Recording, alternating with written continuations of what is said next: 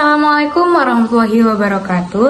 Halo semuanya, perkenalkan kami dari kelompok 4 mata kuliah Akreditasi dan Manajemen Resiko. Pada video kali ini kami akan menjelaskan mengenai akreditasi rumah sakit yang meliputi dari proses, prosedur, dan juga pentingnya bagi mutu pelayanan. Dan sebelum itu, tak kenal maka tak sayang. Maka perkenalkanlah, saya Maulida Nur Fazriah, dan di sini tentunya saya tidak sendiri. Saya bersama dengan rekan-rekan tercinta saya, ada Arinda Auliasari Saumaya, Cipta Ayu Muslimatin, Putri Nafisah, Putri Cindy, Elsa Dwi, dan Evi Lailatusi Safa'ah.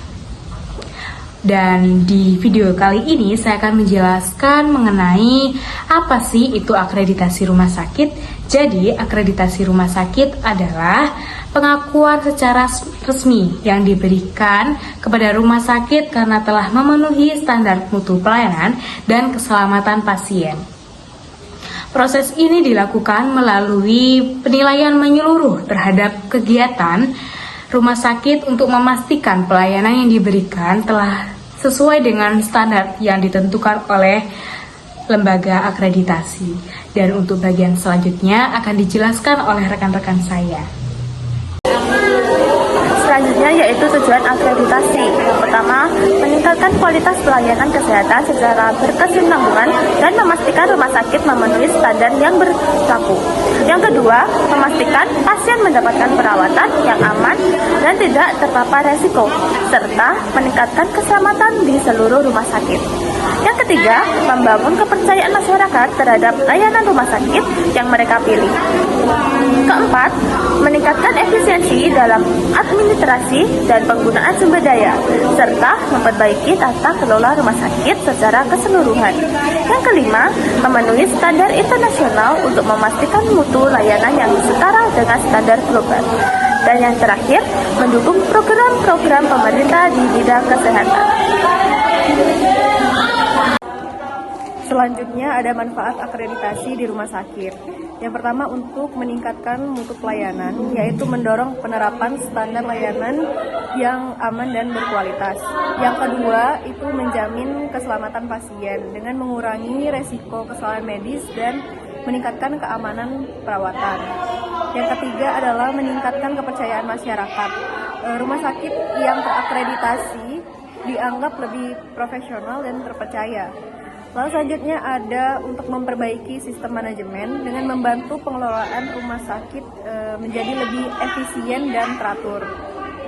Dan terakhir ada meningkatkan kompetensi SDM atau sumber daya manusia.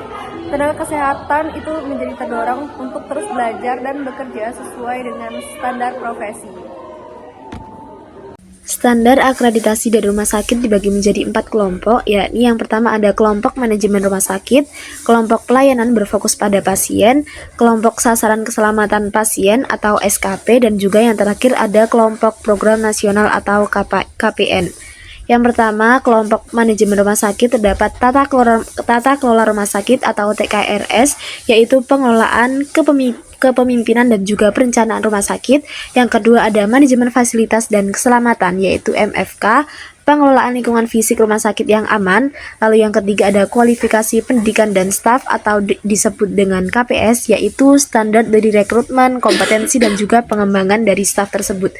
Yang keempat ada pendidikan dalam pelayanan kesehatan atau disebut dengan PPK, yaitu keterlibatan rumah sakit dalam pendidikan profesi kesehatan. Peningkatan mutu dan keselamatan pasien disebut juga dengan PMKP, yaitu upaya berkelanjutan untuk meningkatkan mutu dan keselamatan pasien. Lalu ada pencegahan dan juga pengendalian infeksi atau PPI, yakni strategi untuk mencegah dan juga mengendalikan infeksi di rumah sakit. Dan yang terakhir ada manajemen rekam medis dan informasi kesehatan atau MRMIK, yakni pengelolaan rekam medis dan informasi kesehatan pasien. Di kelompok kedua, yakni kelompok pelayanan berfokus pada pasien, ada akses dan keberlangsungan pelayanan atau AKP, yakni ketersediaan akses dan juga kelanjutan layanan bagi pasien, pelayanan dan asuhan pasien atau PAP, yaitu kualitas asuhan yang diberikan kepada pasien, pelayanan anestesi dan bedah atau PAB, yaitu pelayanan anestesi dan prosedur bedah, Yang keempat ada hak pasien dan juga keluarga, yaitu HPK, perlindungan hak pasien dan juga keluarganya. Yang kelima, pelayanan kefarmasian dan juga penggunaan obat atau PKPO, yakni pelayanan farmasi dan juga pengelolaan obat, pengkajian pasien atau PP, proses pengajian kondisi pasien, dan yang terakhir komunikasi dan edukasi atau KE, yaitu komunikasi yang efektif antara staf, pasien, keluarga, serta edukasi kepada pasien. Di kelompok ketiga yaitu kelompok sasaran keselamatan pasien atau kelompok SKP, yakni ada identifikasi pasien yang benar, komunikasi yang efektif, keamanan obat-obatan yang perlu diwaspadai, keamanan dalam tindakan pembedahan, pengurangan resiko infeksi akibat perawatan, dan juga pengurangan resiko cedera pasien akibat jatuh. Pada kelompok terakhir yakni kelompok program nasional adalah program-program kesehatan yang dicanangkan oleh pemerintah dan juga wajib dilaksanakan oleh seluruh rumah sakit. Di sini saya akan menjelaskan tentang proses akreditasi di rumah sakit. Untuk yang pertama ada persiapan awal, yaitu membentuk tim akreditasi internal rumah sakit dan sosialisasi standar akreditasi seluruh staf. Untuk yang kedua ada pengajuan akreditasi, yaitu mengisi formulir pendaftaran akreditasi, menentukan jenis akreditasi, dan menentukan jadwal survei akreditasi bersama tim surveyor. Untuk yang ketiga ada survei akreditasi, yaitu ada survei daring, ada survei lapangan, dan ada evaluasi hasil temuan oleh surveyor. Untuk yang keempat ada penilaian dan penetapan hasil, yaitu lembaga akreditasi menilai hasil survei berdasarkan standar. Lalu untuk yang nomor 5 ada tindak lanjut dan pemeliharaan mutu, yaitu rumah sakit melaksanakan perbaikan berkelanjutan, melaporkan monitoring mutu dan keselamatan pasien. Untuk yang terakhir ada standar yang dinilai, yaitu keselamatan pasien, pelayanan berfokus pada pasien, lalu manajemen rumah sakit dan manajemen fasilitas dan keselamatan. 6 poin utama prosedur akreditasi rumah sakit. Yang pertama yaitu persiapan dan pembentukan tim akreditasi. Rumah sakit membentuk tim akreditasi yang bertanggung jawab untuk mempersiapkan seluruh proses akreditasi.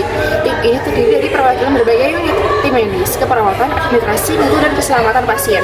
Untuk poin kedua yaitu sosialisasi dan pemahaman standar. Semua staf perlu memahami tentang standar dan elemen penilaian yang ditetapkan oleh Komisi Akreditasi Rumah Sakit. Untuk poin ketiga yaitu penilaian diri atau self-assessment. Rumah sakit melakukan penilaian internal terhadap pengenalan standar akreditasi. Hasilnya digunakan untuk mengidentifikasi kekurangan dan area yang perlu diperbaiki. Untuk poin keempat yaitu tindakan perbaikan dan penguatan sistem. Berdasarkan dari poin ketiga yaitu hasil self-assessment, rumah sakit melaksanakan perbaikan pada area yang belum memenuhi standar, misalnya penyempurnaan dokumen, pelatihan staf, peningkatan fasilitas, dan penggunaan sistem mutu dan keselamatan pasien. Untuk poin kelima yaitu survei akreditasi oleh KARS. Tim survei dari Komisi Akreditasi Rumah Sakit datang untuk melakukan survei lapangan langsung. Mereka menilai implementasi standar, penilaian dokumen, mewawancarai staf, serta mengawasi pelayanan langsung. Penilaian ini dilakukan berdasarkan bukti nyata dan konsistensi penerapan standar. Untuk poin terakhir yaitu evaluasi, rekomendasi, dan penetapan status akreditasi. Setelah survei selesai, KARS akan memberikan laporan hasil penilaian. Jika rumah sakit memenuhi standar atau kriteria, maka diberikan sertifikat akreditasi dengan peningkatan kelulusan tertentu. Yang pertama itu ada paripurna, utama, madya, atau dan dasar. Rumah sakit juga akan mendapatkan rekomendasi untuk perbaikan berkelanjutan. Lalu selanjutnya yang terakhir yaitu contoh implementasi di rumah sakit. Implementasi di rumah sakit sangat beragam, mulai dari penerapan teknologi digital seperti Sistem Informasi Manajemen Rumah Sakit atau SIMRS dan rekam medis elektronik atau RME. Untuk meningkatkan efisiensi hingga konsep Green Hospital yang berfokus pada keberlanjutan lingkungan dan implementasi pelayanan keagamaan sesuai fatwa DSN atau MUI. Contohnya yaitu yang pertama ada implementasi teknologi yang terdiri dari kecerdasan AI, rekam medis elektronik atau RME, dan yang terakhir yaitu Internet of Things.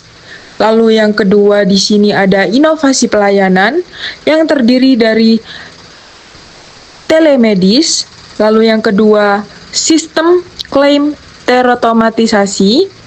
Lalu yang terakhir yaitu aplikasi seluler. Lalu yang ketiga di sini ada pengelolaan rumah sakit yang terdiri dari rumah sakit hijau atau Green Hospital. Dan yang terakhir yaitu sistem manajemen informasi rumah sakit atau SIMRS. Sekian dari kelompok kami. Mohon maaf bila ada salah kata. Wassalamualaikum warahmatullahi wabarakatuh.